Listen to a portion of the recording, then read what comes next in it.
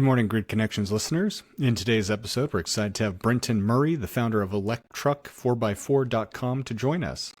We'll dive into Brenton's journey from starting at Tesla, then working at Rivian, and from there explore how Electruck 4x4 came to be. We'll take a closer look at the impressive range of products Electruck 4x4 offers for off-road electric vehicles.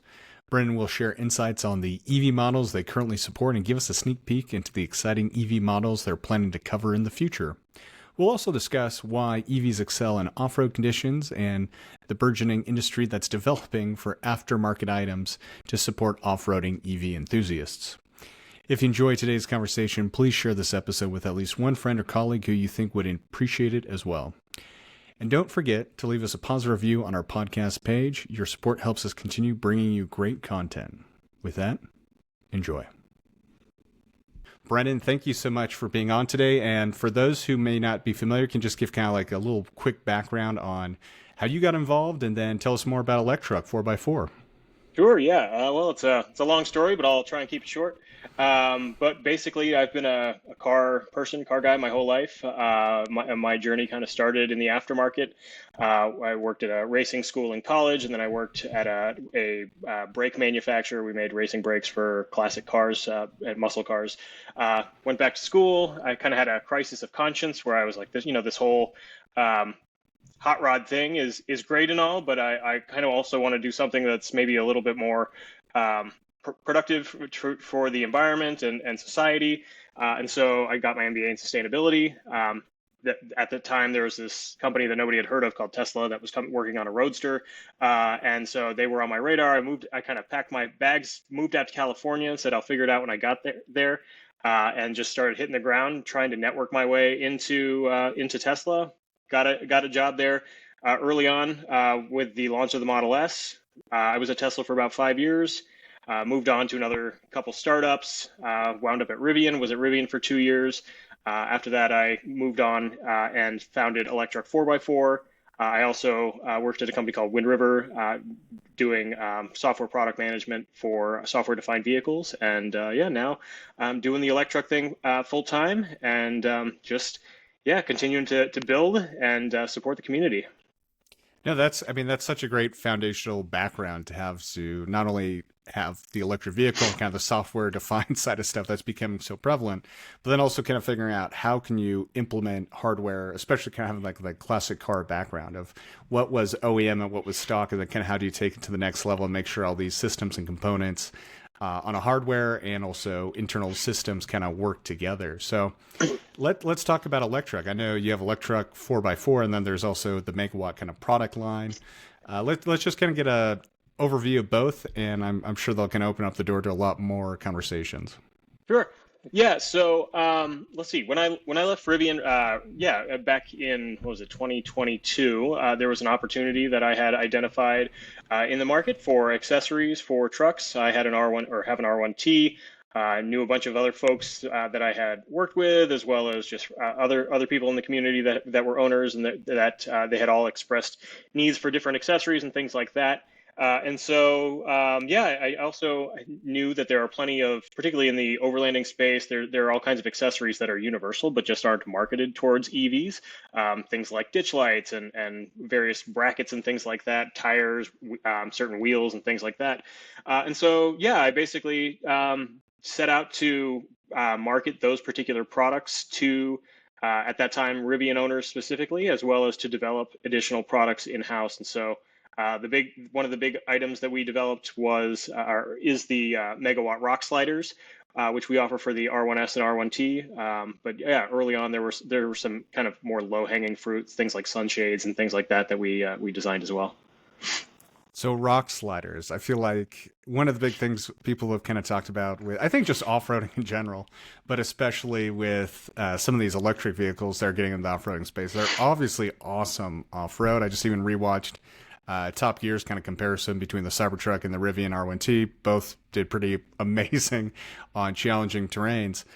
However, the concern I think a lot of people have in the off-roading community and just in general is just the general price of the vehicles. And so adding something like rock sliders to help kind of protect and minimize damage that could happen while off-roading, is that has that been an area that kind of lent itself, like starting with what products you wanted to develop? Obviously, in some ways, rock sliders are a little bit just physically easier to add to the vehicle. But has there been any sort of decisions around what products specifically have like the highest return? I think just a lot of people who are new to the off-road community, those are kind of the things they look at first, just because it helps them protect the vehicle, electric or not, getting into the off-road, and sometimes the unfortunate side effects that can happen with some of these fun adventures. Yeah, that was kind of what prompted it really is I had a couple of friends and coworkers that I would go four-wheeling with. We'd take our R1Ts out. This was pretty early days, so yeah, in like yeah, it was 2022 or 20. Yeah, I can't recall the exact year, but anyways, we'd go four-wheeling, and we would tend to push the trucks kind of hard. But at the same time, there's that kind of continual pucker factor when you're driving a vehicle that you really don't want to get damaged. And so rock sliders were a very apparent need for us. And then as I continued to engage with the communities, both online in forums and Discord and other groups and social, on social and things like that, that need was exemplified even further there. And so, yeah, I reached out to some folks that I knew from my aftermarket days, and kind of shook some trees networking wise. They introduced me to some folks who had been or who are fabricators. They've been in the off-road and custom motorcycle space for decades, building a lot of bikes for like Hot Bike magazine, and they do a lot of work with Harley, and then they also dirt bikes, and they also do some work with rock crawlers and trophy trucks and some serious off-road stuff. And so, yeah, started working with them. They're out in Arizona, which is where a lot of my aftermarket network is. So drove my truck out there, and we spent some time kind of going over, some of the product requirements as far as, what we were looking to cover, like a kick out, for instance, being a feature that was important. Obviously, the particular weight requirements for, an electric truck. And yeah, spent some time designing, and over time came up with a pretty solid product. That weren't without a few hiccups and twists along the ways, but yeah, we managed to deliver something that we're really happy with and has been very successful so far. So I have a question for you. You're working with these great teams, but teams that have been pretty well entrenched in the combustion engine space for a while now. I've actually been surprised to the feedback and reception I have when I kind of talk about that, or like even sometimes classic car conversions. There's sometimes people who have very strong opinions, pro and con. But I'm kind of curious, what has been, in your experience, overall the interactions with these? Like, oh, I'm building these for electric vehicles. What are their kind of thoughts on it? Yeah, it's been really interesting. So my aftermarket experience was, in muscle cars. And so, I kind of throughout my career transitioned from this world where I would go into the office and people would have carburetors on their desks to this world where people would have circuit boards on their desks and things like that. And, the guys that I partner with that are now part of the team to manufacture these, they're, I would say, decidedly old school. They're incredibly talented fabricators. That said, I would say they're not, environmentalism is probably not high on their list. Right. Great guys though. So they're interested in and curious, in developing new products. They see the vehicles starting to be, on the road more and more. They know the direction the industry is headed. They just saw the opportunity as well. And so, I would say we exchange some jabs at each other about, whether it's politics or, various things. And so, but for better or for worse, we're all aligned on the same ultimate goal as far as, expanding of the availability and support of accessories for these trucks. And we've been really able to develop some really awesome products as a result. Yeah, I think that's great to hear, because I think that's been my experience too. Environmentalism probably isn't the top reason for a lot of people in the, whether it be the classic car or the off-roading spaces. But what is pretty interesting to me is, that aside, they're always pretty interested in the performance and the actual Sure. like usability or like how effective it is. And I think more often than not, they're pretty open to kind of like learning more and have a curiosity around it. And you're right. I think there can be some friendly jabs made here and there, but it usually is in kind of good fun versus Sure. like being completely shut off to the idea. And there's an element, I think, also kind of times are changing, but at the end of the day, especially in if it's performance related, I think what is more interest to them is like if it's better, they're into it, or they Totally. at least want to be aware of how it, in what areas it's better. Yeah, I think with the exception of, like the true like zealots who are Right. anti-EV or whatnot, yeah, when it comes down to it, we're all in this industry or in this car culture because we enjoy them as machines and the things they can do and the places they can take us. And so any vehicle that can do that in a different or perhaps more performant way is of interest to it. Just kind of transcends politics or things like that. But yeah, early on, we'd be out on the trails and we'd come across like an H1 Humvee on the trail or Right. an old Jeep or something like that. And you kind of you get a little uneasy. You're not sure how this interaction is going to go down, and almost every single time, whether it was here or Arizona's a little more. I live in the Bay Area, but in Arizona is a little more conservative. People have been. It's been positive across the board. People are really curious and interested, and it's been really awesome as a result. Yeah, I actually have family down there and took a EV conversion course that's offered by a company down there called Legacy EV, and I Yeah, think it has been really interesting to see that sometimes there will be definitely defenses and kind of walls up by a lot of people when you start talking about this. But I think pretty quickly there's once they kind of know you know what you're talking about for sure, and that you're trying to come at it from like a logical position of either performance or having clear metrics of what you're trying to accomplish and how like an EV may accomplish that better. It's definitely been pretty positive, and people start kind of. I actually, when I even took the course, it was really funny because I was pretty much kind of the only, let's say, average Joe in there. There's a lot of people from different companies, and quite a few were actually from Shelby America. hmm And so, them obviously building the massive like Shelby, uh, I think everyone knows the Shelby Mustang cars, but now a lot of their cars are actually like jacked up Shelby F350s and stuff. They're just like on a whole nother level.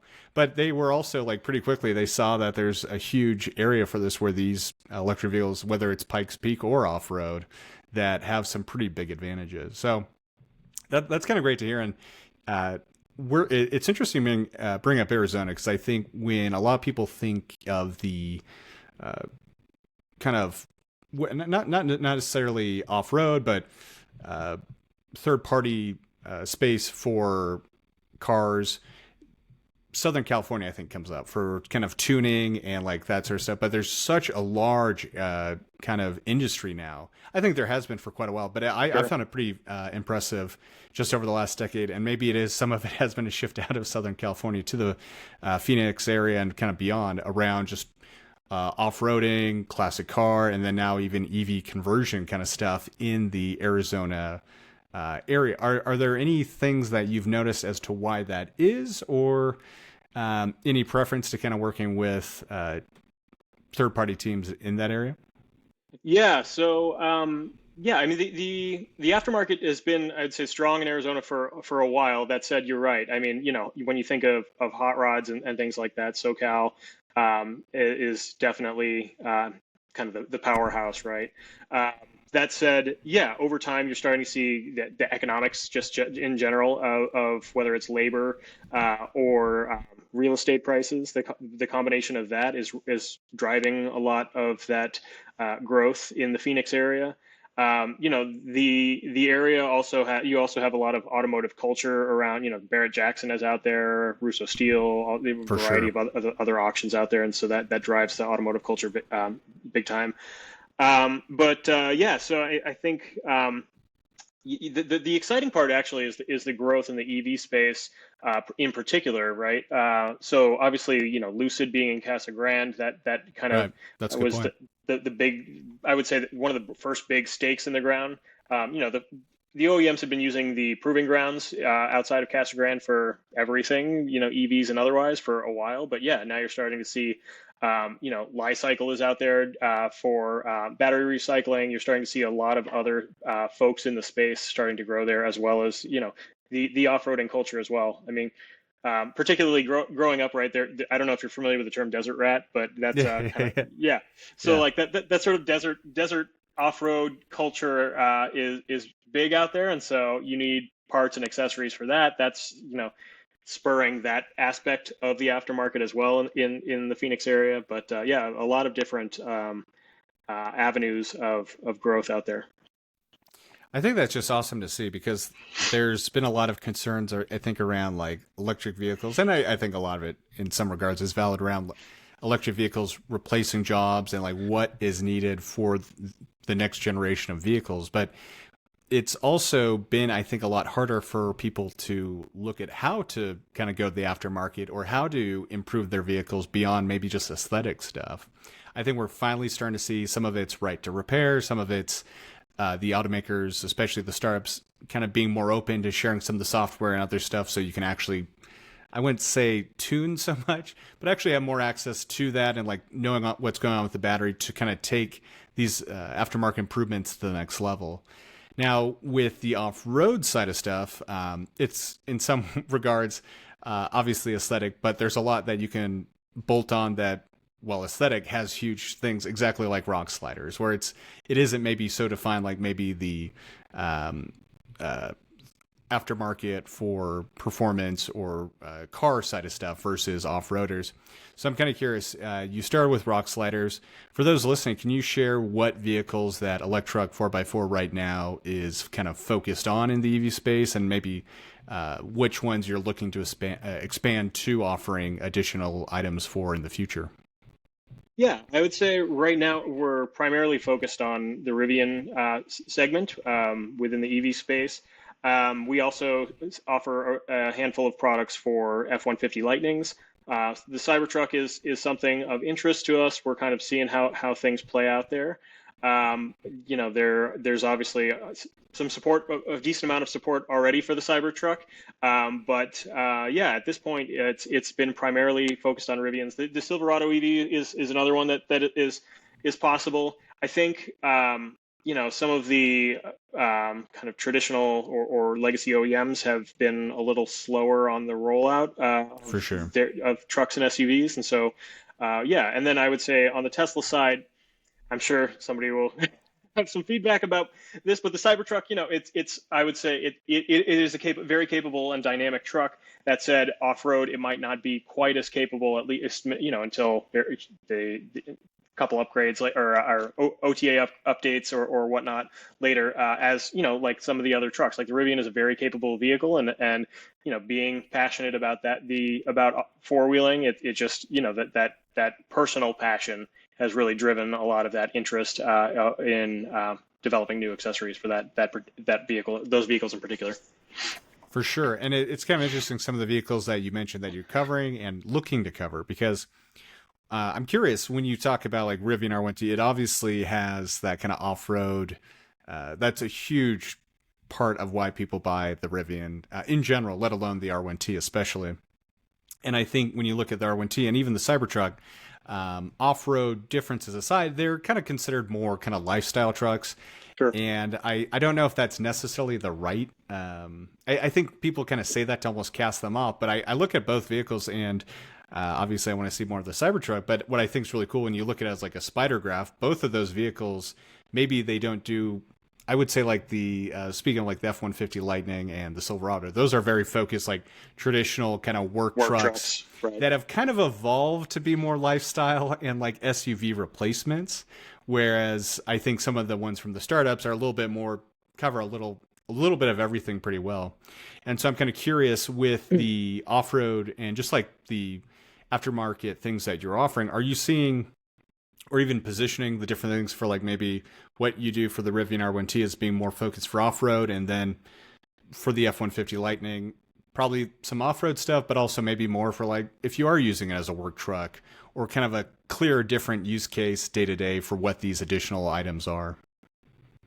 Yeah, it is interesting. I think the startups have done their homework or chosen a great path there as far as pursuing more lifestyle, if you want to call it lifestyle trucks or whatnot. Just the margins are going to be a lot bigger there in terms For sure. of yeah. So compared to a work That's a truck, good which is point. going to and so we are support just by nature of kind of what those owners tend to be interested in and gravitate towards. That's where the majority of our support there is. The other thing is, the F-150 Lightning. This kind of goes back to what I mentioned about there being off-the-shelf products that are already available but just not Right. marketed. It sharing the same, a Underpinnings for large, a lot of a this large, yeah, stuff. Yeah. exactly. So, suspension items maybe not quite the same. I mean, we do have a number of F-150 Lightning suspension items in our catalog.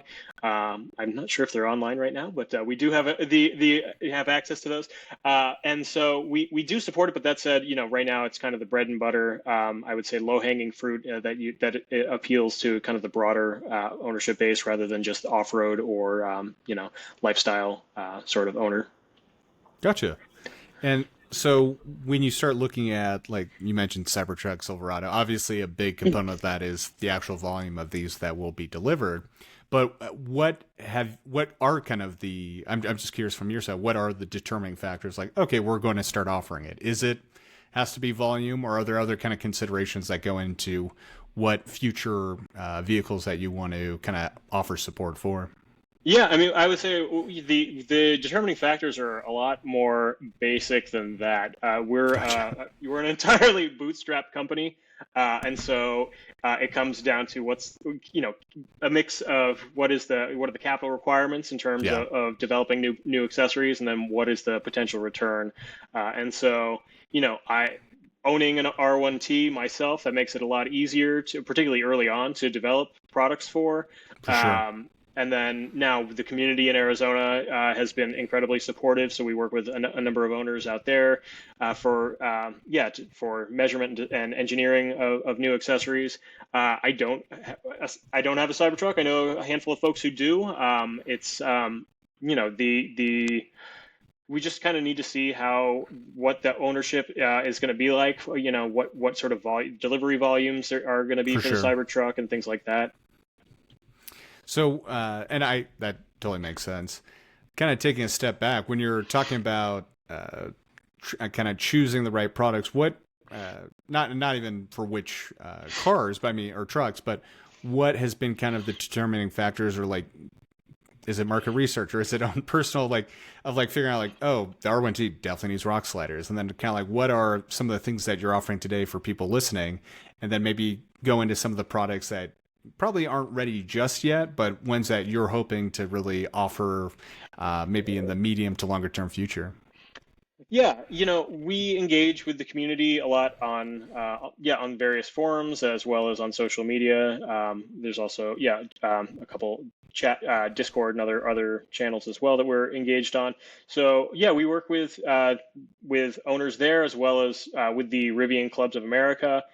They've been great partners of ours, as well as just a variety of other places like that to perform market research and really assess kind of like what's the demand.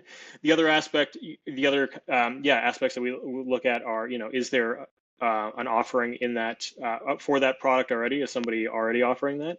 And then what is what sort of design and engineering requirements are going to be needed in order to develop that product? What does manufacturing look like? Is that something that can be easily, produced here domestically? Is that something that has to be made abroad? Some hybrid of the two. How complex is the product? Is there assembly required? Things like that. So we kind of take all those into consideration before determining, where we're going to go next. Gotcha. Uh, That. Oh, what were we gonna say? yeah, and then I'd say coming down the road, we're looking into a number of other off-road products for the R1S and R1T. It's there. The platform, has been revised recently, and so we kind of need to, that will obviously influence where we go next. But I would say things like steps or running boards as opposed to rock sliders or something that's on our radar. In the future, there are a handful of other items for mounting things in the bed of the R1T that are also coming down the pipe. Yeah, those are a couple of them. Yeah, I mean, it's a passion project of mine. It's something that I've put a lot of time and energy into, but at the same time, I also have a day job, and so that kind of split, and obviously now with a growing family, that makes time a resource that is not as easily. Uh, it's harder to find somebody who's willing to invest time as opposed to other resources, and so that also is a factor. For sure. With kind of where you are, and like you said, there is a lot you're kind of juggling, but obviously there's a big interest in the space. With where you are now, what are some of the things that kind of like surprised you along the way to get to where you are, whether it be maybe things that were more difficult or just maybe there being a larger market than you expect? I'm just kind of curious what have been the challenges, good and bad, maybe that you can share with us. Yeah. There have been quite a few challenges. I mean, with the platform itself, the R1 platform changed. There were some cost reduction changes that were implemented that required us to go back to the drawing board and re-engineer some aspects of a couple products like the rock sliders. That was a hiccup that we overcame. When you're bootstrapping something like this, everything is new, right? So everything Right. from packaging, finding a carrier who's going to who's going to support direct consumer freight on an ongoing basis, things like that's been a learning experience that we've overcome. We also do manufacture parts abroad, so there's I tend to use I'm very, very particular about which parts we'll build domestically versus abroad, and it's kind of, without naming any names of retailers, but there are inexpensive tool resellers that many automotive enthusiasts go to, and I use the same philosophy for when I buy tools from those sorts of stores, and it's the dumber the part, the more acceptable it is to manufacture it abroad. If it's a solid chunk of aluminum, sure, with the right partner abroad, we can co-produce that or contract those sorts of things. And so it's the building the supply chain for that, as well as we also drop ship and resell a variety of other products as well. And so building out that network of suppliers has been a learning experience. And then everything. Yeah, I mean, I'm kind of other than the actual assembly and engineering of the rock sliders, I'm kind of the chief cook and bottle washer here. And so, learning everything from the e-commerce platform. We use Shopify, which luckily is very intuitive, but kind of lean back on some of Right. prior work experience for some of that other software stuff. But yeah, there's been learning kind of across the board and changes that we've had to kind of follow in order to stay competitive and keep growing.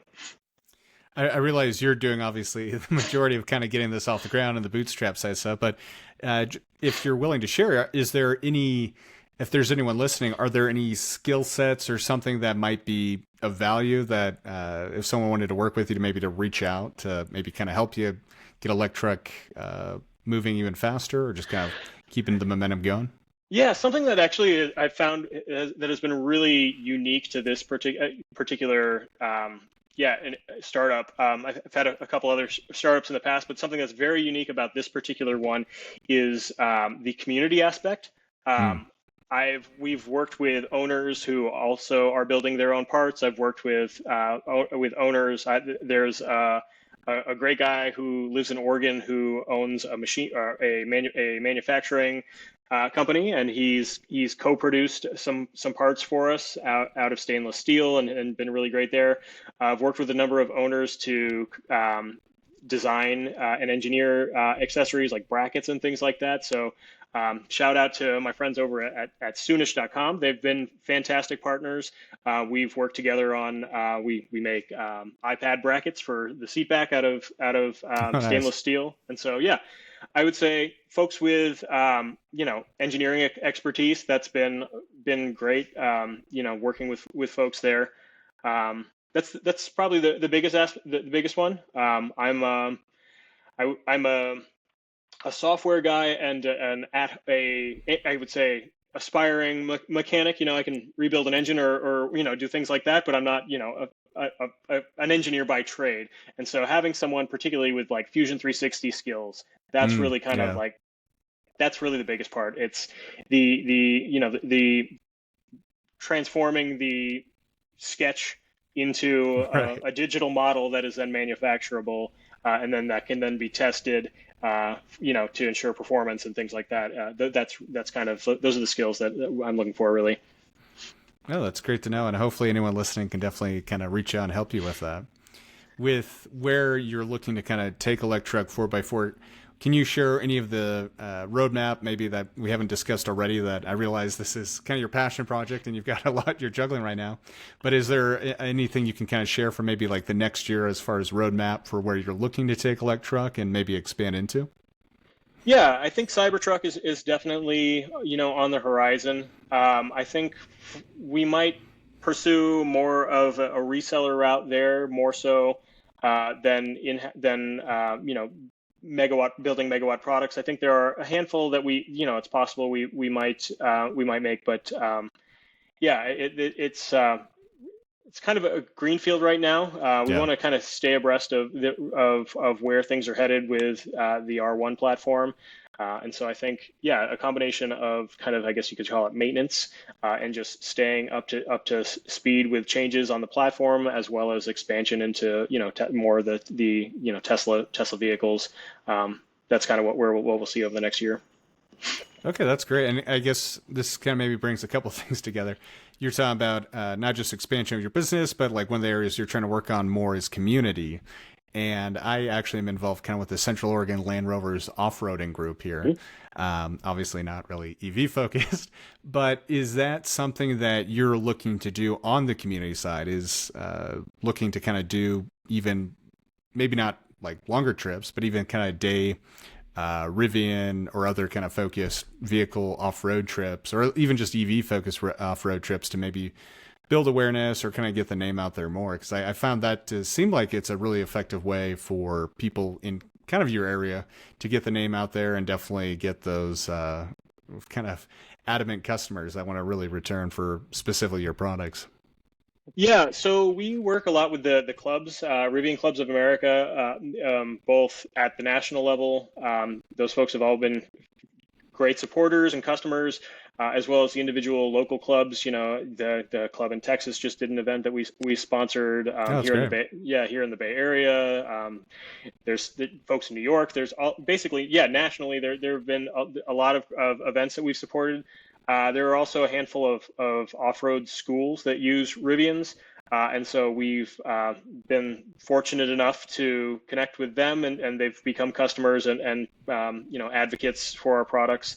And so yeah, really continuing to engage with the community, to from we want to be we're owners just as much as we are contributors and suppliers. And so we want to continue to participate as well as learn from the community to figure out how we can continue to better serve them and support them.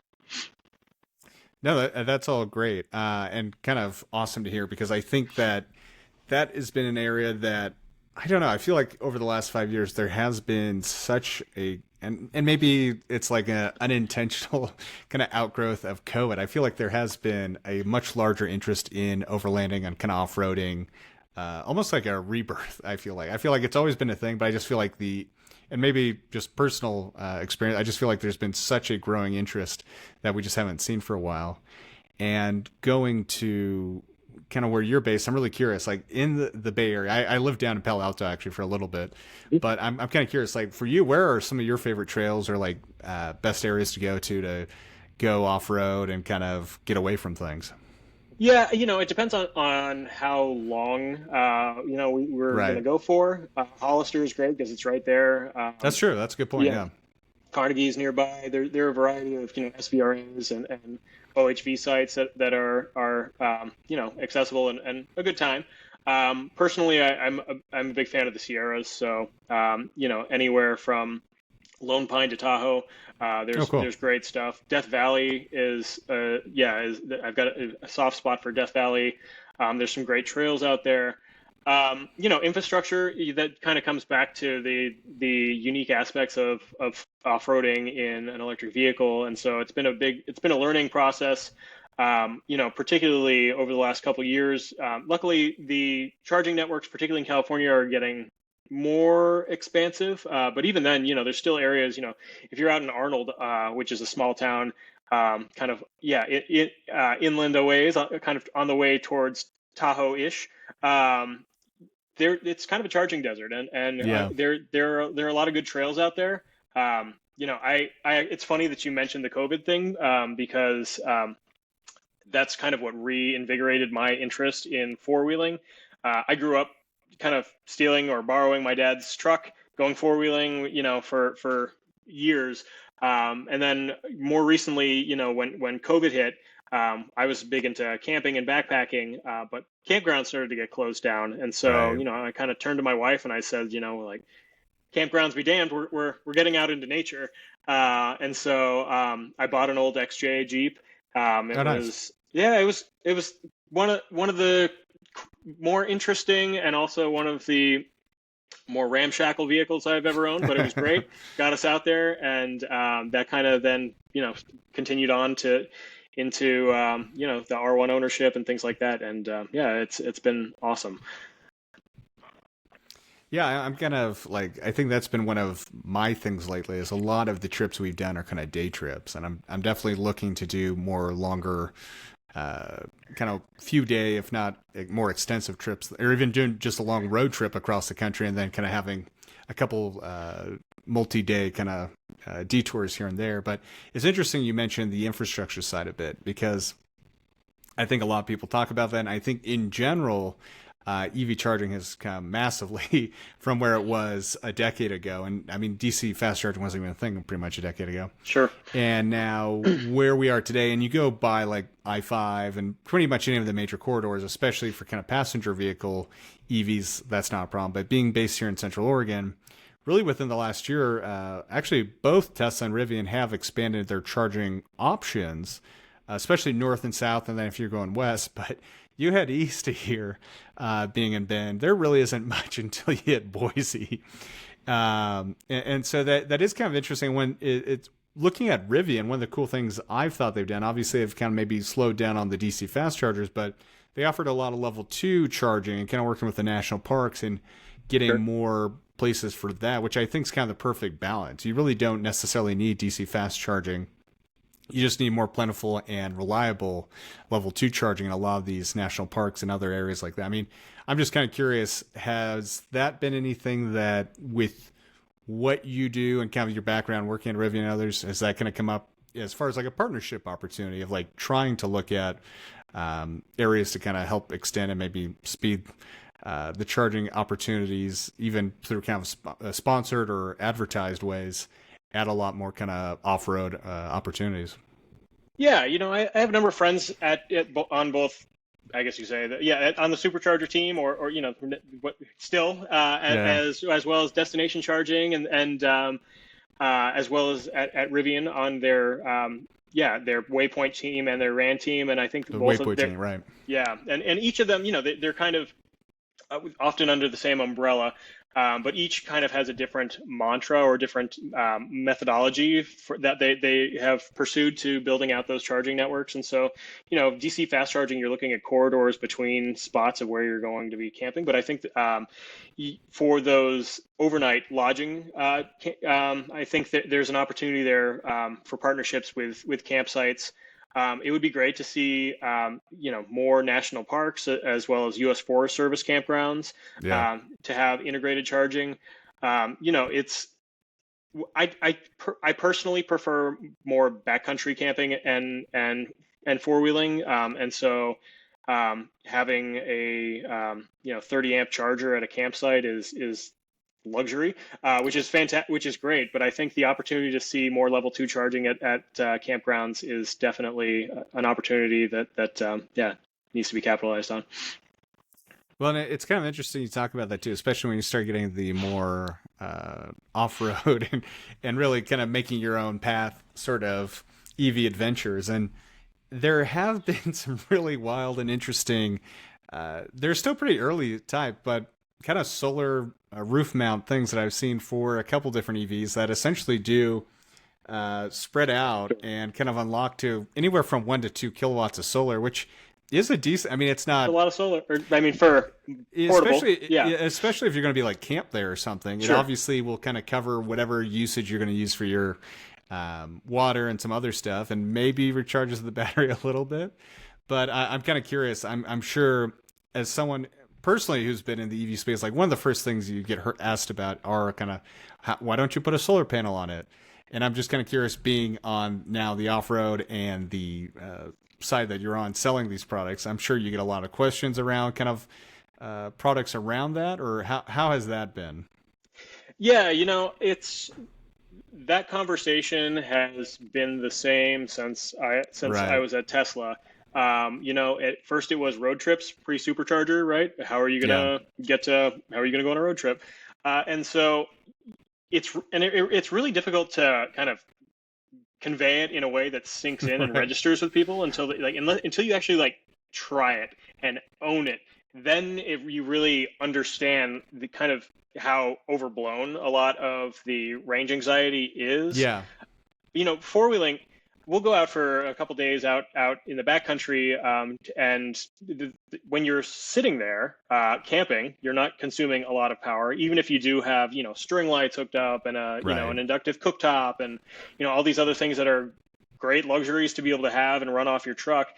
You still don't use that much, and then when you're rock crawling, you don't consume that much energy. You'll spend a whole day out in Hollister and use under 100 miles, or I'm sure somebody's going to blast me for an inaccurate statistic there, but you'll use significantly It's less mileage than you right. would expect. It's kind of the only situation it seems like where your power really goes is if you're doing a lot of sand stuff. Sure, And high obviously then speed. you're kind of, yeah, I mean, yeah, high speed or even just kind of mess around the sand. And but even then, you're right. Like the majority of the time, especially rock crawling stuff, it uses definitely some, but the delta is pretty small compared to what you think it'd be, especially as opposed to like doing highway driving or something. Well, and Uh, then you have regen, so I mean, you get that back exactly. too. Yeah.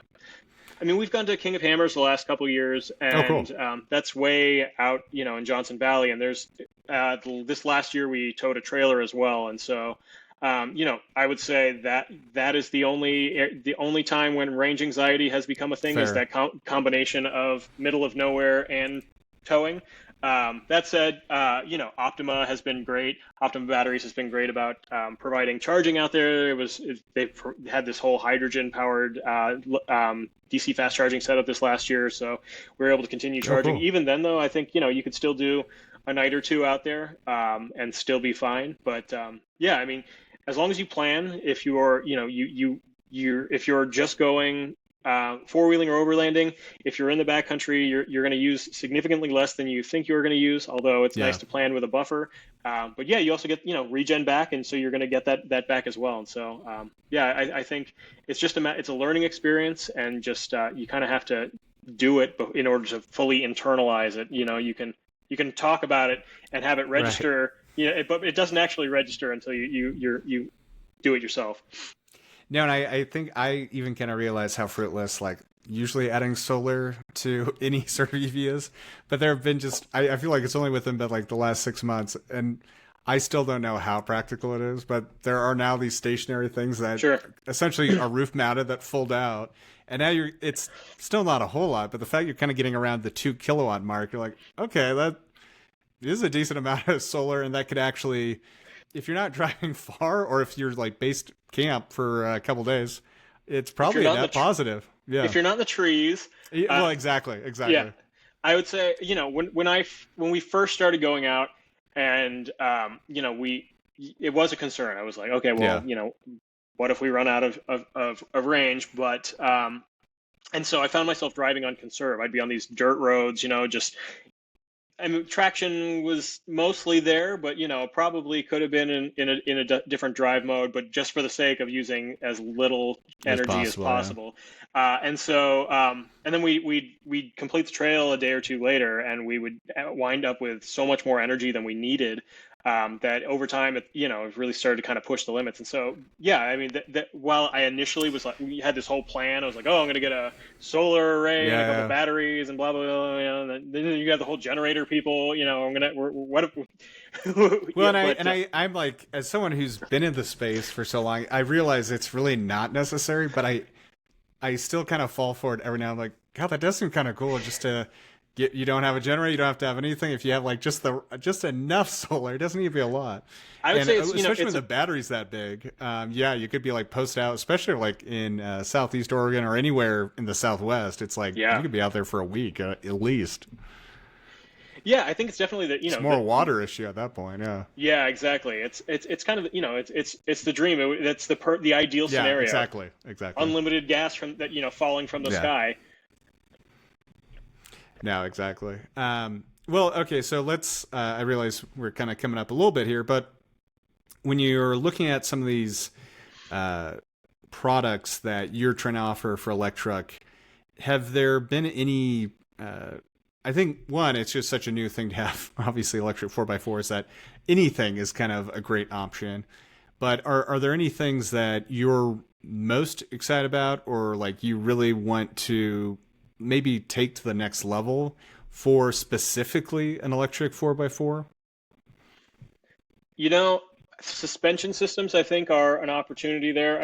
Obviously, focusing on Rivian specifically right now with the air suspension, which is fantastic. Right. The truck is kind of a Swiss Army knife of performance, which is great. Great road handling as well as off-road handling.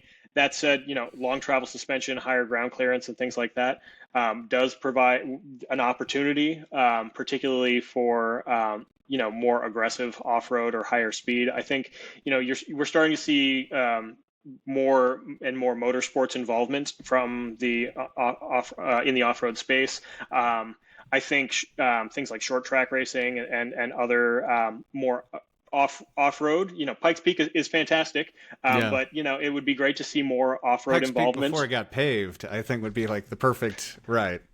Yeah, but I mean, I think yeah. there was a Rivian. I know there was definitely a Cybertruck at the Mint 500 this year. I don't know as far as actual competition wise, but just having the representation there, and I think For sure. from there you'll start to see more, those suspension systems that are capable of supporting, higher impact, longer travel, higher performance. Those sorts of things are something I'm really excited about. That's a great topic actually, because there's so many people, even coming from the non-EV space, like the Defender world. Everyone's Sure. all about that hard axle, like traditional kind of setup, like in the old Jeeps and obviously the Land Rovers. And I'm a big fan of them personally, but what starts getting really interesting is there's a couple of companies, one in particular out of Australia called Airbag Man, which is just such a funny name, but they have an airbag ride system for a hard axle, and it is truly not just about like delivering a better on-road experience, but what it can do off-road without impacting your travel and stuff is unbelievable. It's obviously not the cheapest thing, and I think there's a lot of kind of predisposition, and understandably so, from some of the history of like air ride systems being really finicky or braking, and then you think, well, semis use them, there's a reason. But either way, people start kind of getting scared off because it does seem like it's such a much more. There's obviously an electronic component to it. There's just the air unit unto itself. And so that's really interesting to hear that. And it makes sense that there'd be an opportunity for that. But you look at the Rivian, you look at the Cybertruck, both of them have air suspension setups. What do you think are like the easiest ways to get those big wins? Is it really just increasing the ride height, increasing the ability for travel? I've heard from some on the Rivian, and I'd be curious on your take on this, is the air tank itself kind of could be bigger, and is like that something you could see as even being a replacement too? Yeah, obviously there's trade-offs with, Yeah. Raising suspension. Drag goes up significantly. You're going to lose a lot of range. And so I think for an off-road or motorsports application, those sorts of lifted or long travel suspension systems are more kind of like traditional, shock and spring setups can be a bit, are great options. You're seeing airbags. Continental makes a great product, and so you're Right. seeing things like airbags on and air ride on, the Cybertruck and on the Rivian, because you're trying to be that jack of all trades, right? You want a truck that you can take to the track and then you can take off road, and you can't do both of those things unless you have the dynamic suspension, in an airbag, or other dynamic suspension. So. Personally, it's a longevity thing as well as a complexity thing. Fair. Trail repairs, being a Land Rover owner, I'm sure you're all too familiar with the hunting down leaks on Yeah, lines yeah. and things like that. But I think it's a great product. They're great. It's a great configuration. I just think for that sort of more high performance, you start to have to. There are trade-offs that have to be made, For sure. and that's kind of how. Yeah. Well, that kind of just reminded me of something. Does the Rivian, does it have an electronic, does it have a sway bar, or is it essentially kind of like because of the fluid system that it has, the hydraulic system it has, it kind of creates like a fake sway bar essentially? Yeah, so it has hydraulic roll control. Yeah, It's very similar to some of the systems on McLaren's, and right. basically it Which is very cool. compensates. Yeah, it's really cool. And again, that's another one of those things where it's like, okay, you want to make something that's very dynamic and performant, but at the same time, then you wind up with additional complexity. And For so sure. I think in terms of like the future of overlanding and off-road, particularly, truly off-road capable EVs, I think simplicity is something that we're gonna need to see Yeah, more of. Also, in terms of affordability, for sure. Rivian's a fantastic vehicle, but there are a lot of bells and whistles, and so I think some of that could be stripped out for the sake of just durability, longevity, and obviously affordability. Well, it's funny you should say that because I was going to throw out possibly a product idea for you guys. If you do go down the path of Cybertruck, because one of the interesting things about it, just with the research I've been doing, kind of looking into it, is it does have a sway bar, but it doesn't have a physical or Disconnect. an electronic disconnect. Sure. And just some of the reviews I've been watching lately, it's like obviously now that the locker updates kind of gone out, it's definitely improved pretty significantly its off-road ability. But the travel issue is kind of still, it's not bad, but that could be an area where it'd be better. I'd just be curious on, because I feel like it wouldn't be, even if you did a manual one, that would be a pretty big improvement. And that may be a quick off-road win for people who are looking to do that with their Cybertrucks. No, it's a great point. I mean, I think lockers are probably like a pretty transformational change. Yeah, yeah. But then, independent suspension does have its limitations in terms of travel, and being able to disconnect that sway bar would go a long ways. And I'm not as familiar with the electronic systems like on Toyota. I mean, obviously that's kind of the big one with a lot of the newer Land Cruisers and the 4Runners, is they just have an electronic one.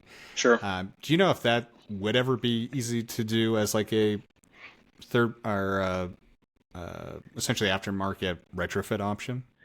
Not You even know, Cybertruck, because I just don't think I've even seen that. I could be wrong. I just don't think I've even seen that many for other vehicles.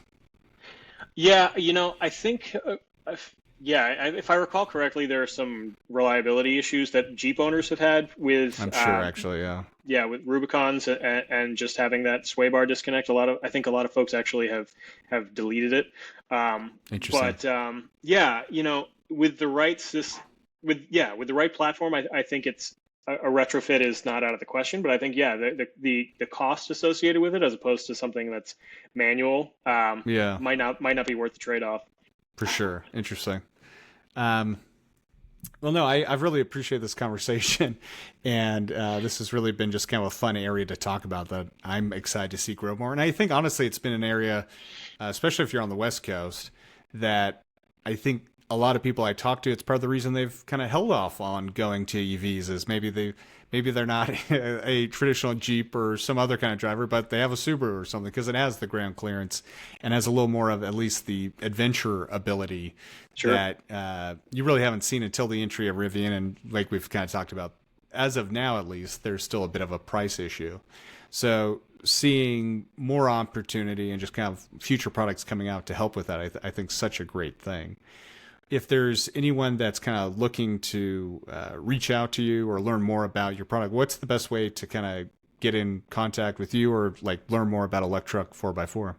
Yeah, and folks are welcome to email me. Email me directly, Brenton at electruck4x4.com. There's always the website, electruck4x4.com. We're on a number of social outlets. We're pretty well engaged. The door is always open. Live chat, any of those things. Very accessible and happy to engage with folks about their trucks, about just the industry, the hobby or passion for trucks and off road as well. And I think that's actually something to mention.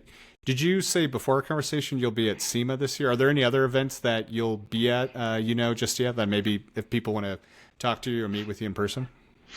Yeah, let's see. So, I've been going to SEMA for a while. I'm not sure if I'll make it this year. I'm going to try. Same thing, King of Hammers. We've gone the last few years. I'll try and go again this year. Let's see. There are a couple EV expos we'll be going to as well. I would say, if folks are in the Bay Area, definitely shoot me a note. I'm also out in Phoenix pretty regularly. Otherwise, just email and all that other stuff. Happy to engage with folks. That's great. And thank you so much for coming on today, Bren. Looking forward to kind of just seeing the company grow and talk with you more about this space specifically. So we'll definitely have to have you on soon. Thank you so much. Thanks, Chase. Yeah, thanks for having me.